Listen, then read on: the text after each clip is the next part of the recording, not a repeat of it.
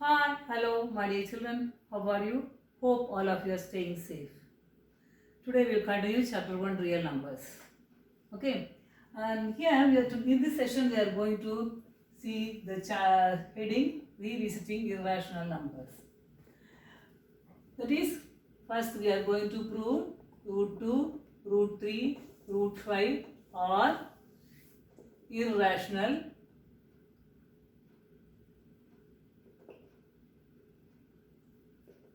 irrationals. Next, we are going to prove that rational number, the sum of irrational and irrational is also irrational.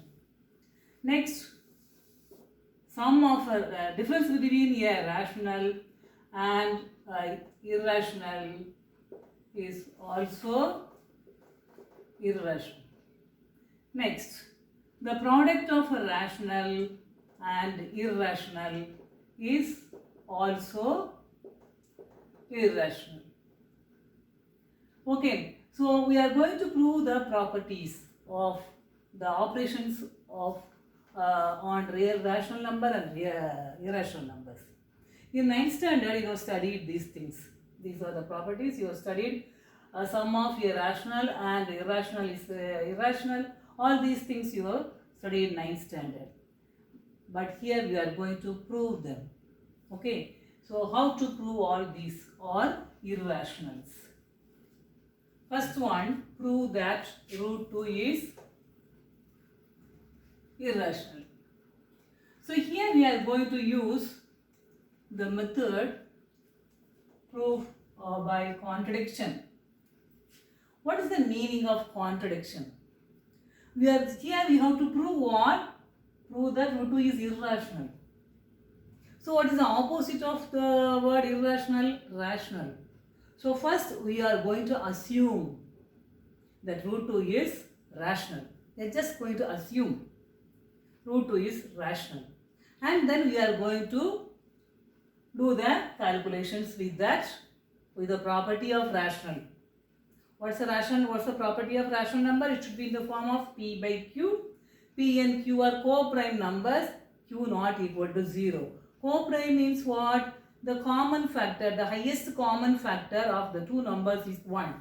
That means P and Q should come only in one table, not in any other table. That is the common table. Common factor of those two numbers is 1. Okay, so using those properties, we are going to do the calculation. Then finally, what are we getting? We'll see that. Then we'll prove that root 2 is irrational. Okay, we are assuming the opposite of that. Okay, we are not using the properties of irrational. We are going to assume the properties of rational number. That is, we assume that root 2 is irrational. That is called proof by contradiction. Okay, so now first let us assume. First step is what? Let us assume root 2 is rational.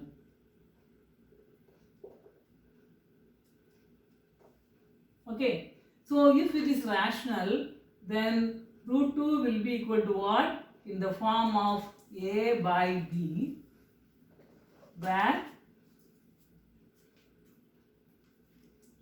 A and B are co-prime and B not equal to 0. Have you understood, children? We have assumed what? Let us assume root 2 is irrational. That is here to the contrary. You can write to the contrary. To the contrary means what, children? Here you have to go irrational. But we are assuming that root 2 is rational. Okay. So root 2 is equal to A by B, where A and B are co-prime. Why co-prime? Because it is we have assumed It is a rational number. So, if it is a rational number, A and B, these two should be co-prime. And B should not be equal to 0. Because always the rational number should be written in the form of, in the simplest form. Okay. Then, next let us cross multiply. So, there is 1. So, A into 1 is A. That is root 2 into B is root 2B. Next, what should we do? Let us square. Squaring both sides. What will you get? A into A square, and this root 2B, the whole square. That is A square is equal to 2B square. Name this as 1. Okay. And we have one property of the prime number and one theorem we have. What is that? Suppose P is the prime number, and if P divides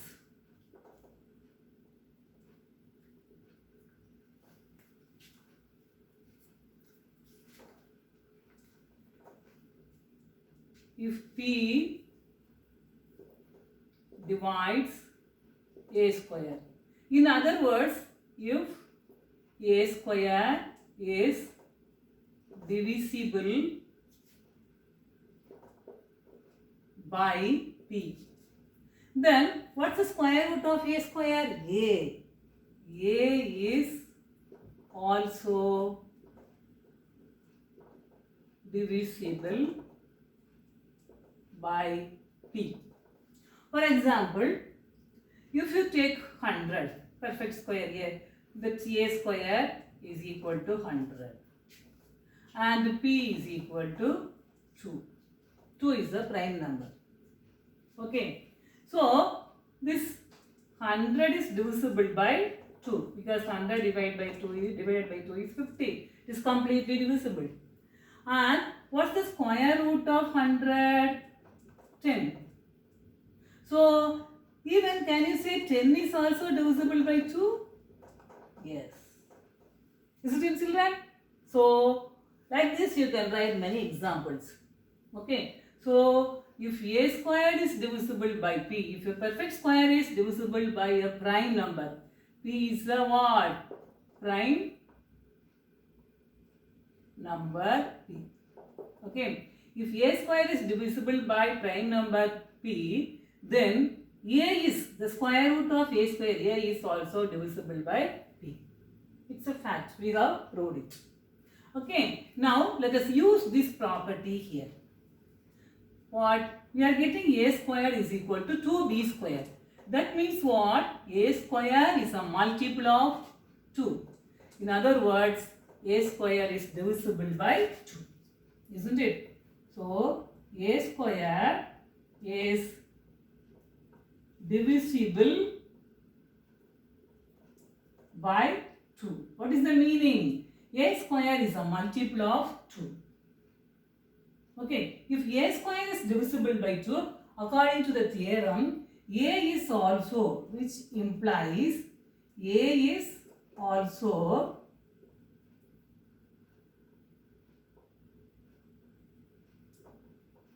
by 2.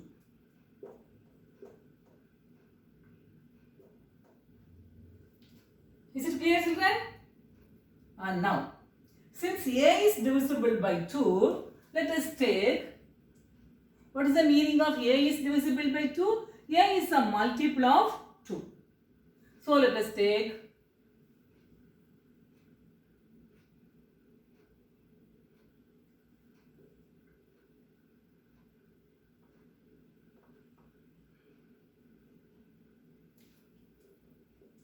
A is equal to 2C.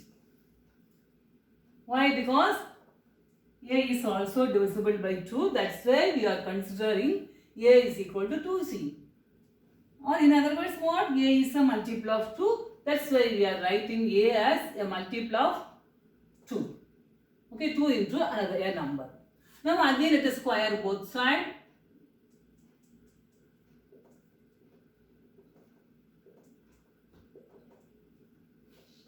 What do you get? A square is equal to 2, 4, 4c square. Isn't it? A square is equal to 4c square.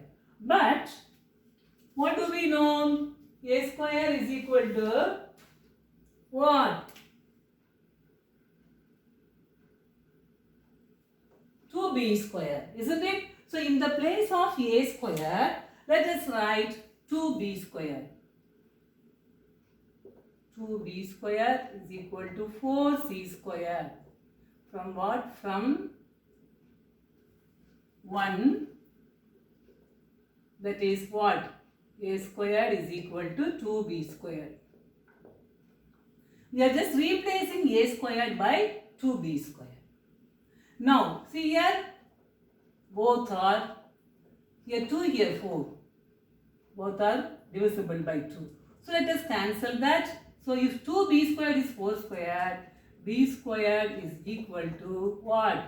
2c square. That means what, children? B square is 2c square means b square is divisible by 2. Okay? B square is divisible by 2. If b square is divisible by 2, what can you say about b? B is also according to the theorem.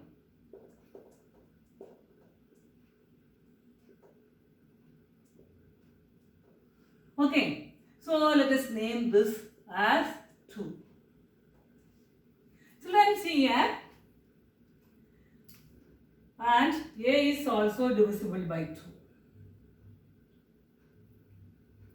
You can name this as 2 and name this as 3. So it will be easy for you. 2 and name this as 3. So, see here a is also divisible by 2 and here b is also divisible by 2. That means what? A and b are divisible by the same number 2. A and b are multiples of 2, isn't it? That means what? 2 is a common factor of a and b. But what? According to our assumption, a and b are co-prime. Isn't it? So, there is a contradiction. Our assumption is what? A and B are co-prime.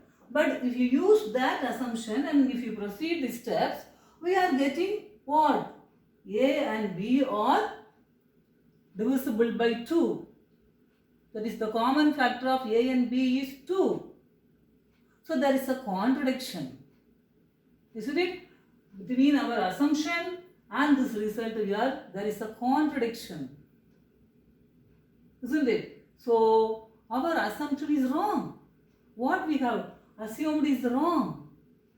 So, therefore, this root 2 is not rational. It should be irrational. Have you understood the proof by contradiction? So, here b is also divisible by 2. So, from 2 and 3, from 2 and 3, what do we understood? A and B are divisible by 2. That means what? A and B, that is the common factor. A and B have a common factor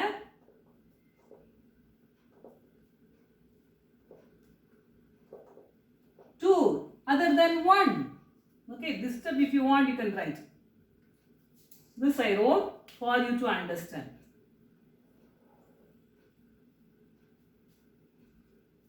Okay, this is enough. But A and B are what? Co-prime. But A and B are co-prime. Why? It is our assumption.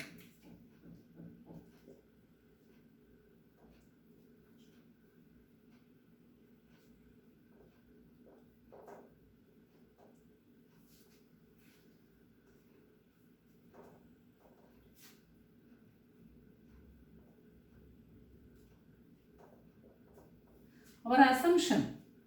See, there is a contradiction between here A and B are co-prime. That means what? Common factor is 1. I just write here, but no need to write. You don't write. Okay?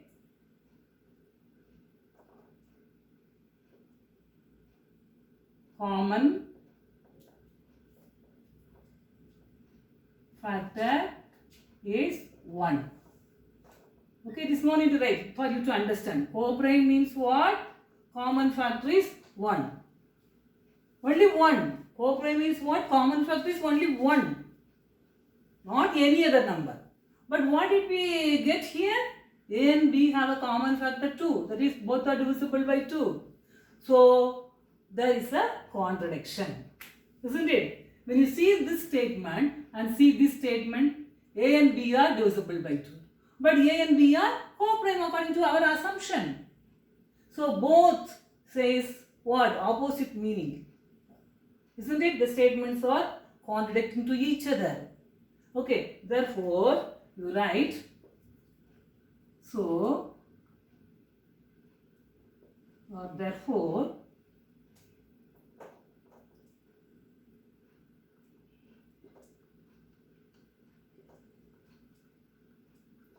there is a contradiction.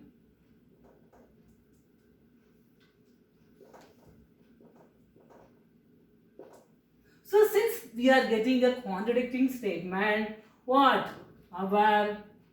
Which implies our assumption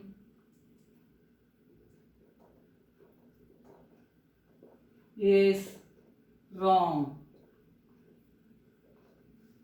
Okay, therefore, so what? Root 2 is irrational. It is not rational.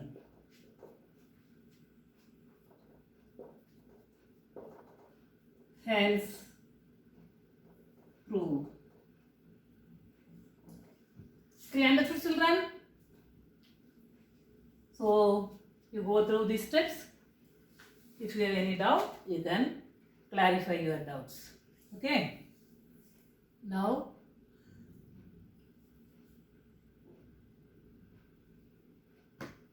okay, children, we'll continue the other proofs in the next session.